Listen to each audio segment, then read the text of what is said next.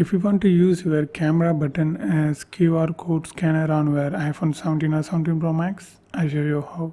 So the first thing you need to do is open Settings app and scroll down and open Camera and scroll down a bit. Then you can see this option, Scan QR code. Make sure this option were turned on.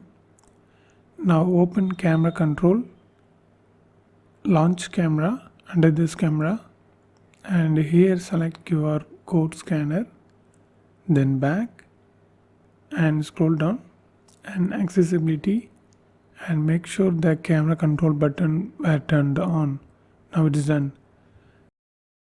Now if you press the camera button, it will start to scan the QR code. So this is how you need to convert your camera button as QR code scanner on your iPhone 17 or 17 Pro Max or even iPhone 8. And if you want to know more videos about iPhone 17, watch this playlist.